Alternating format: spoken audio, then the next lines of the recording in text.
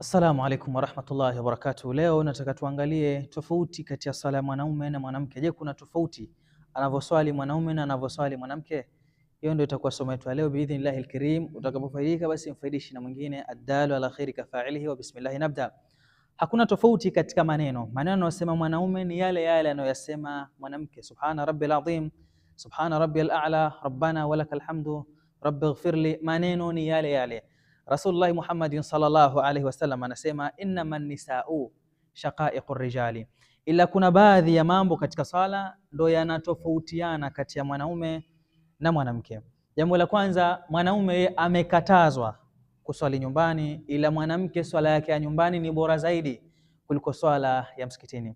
Rasulullah Muhammadin sallallahu alaihi wasallam anasema la tamna'u an-nisa an yakhrujna ila al-masajid, yani musiwazuie, musiwakataze wanawake kutoka kwenda msikitini, ila wabuyutuhunna khairul lahunna, ila ni majumbani mwao ni bora zaidi kwa wao.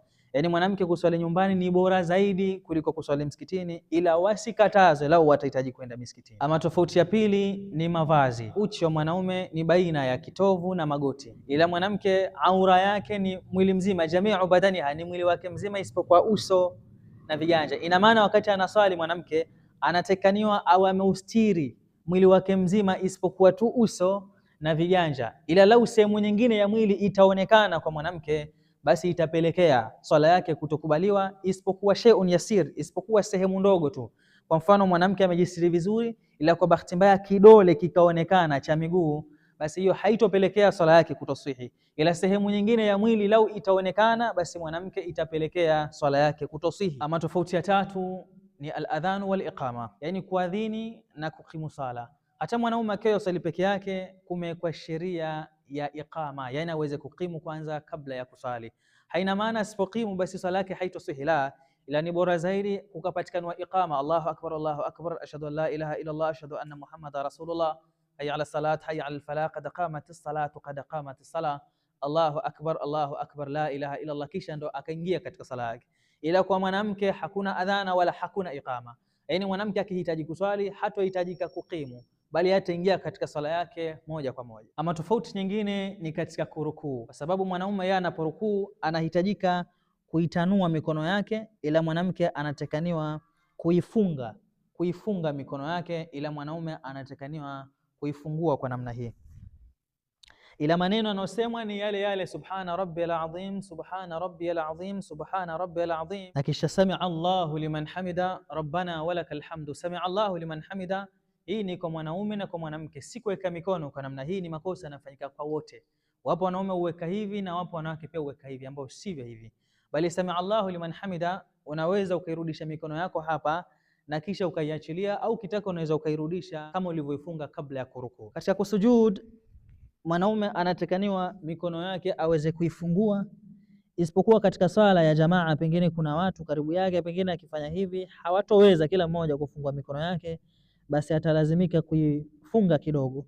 Ila kwa mwanamke yeye awe peke yake au anaswali kwa watu, yani swala ya jamaa, yeye anahitajika mikono yake kuifunga na wala si kuifungua. Tofauti nyingine ni katika kusoma kwa sauti.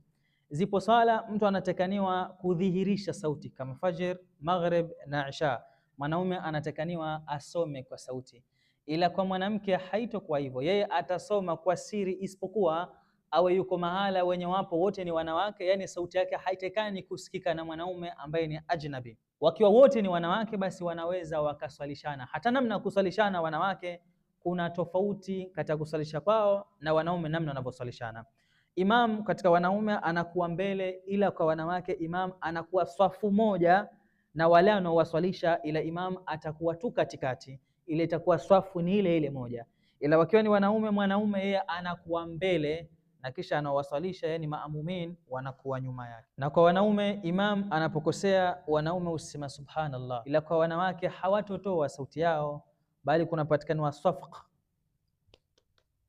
Akiwa ni imam amekosea, wanawake hufanya hivi na wala si kusema subhanallah, si kupiga makofi kwa nguvu, bali nyuma ya viganja vyake, basi hapo atapiga tu kwa utaratibu. Na ukihitaji kujifunza, yani kupata mafunzo kama haya na uhusiana na dini yako, unachotakaniwa ni kufollow account hii, utaendelea kujifunza kila siku biidhnillahil karim. Wassalamu alaikum wa rahmatullahi.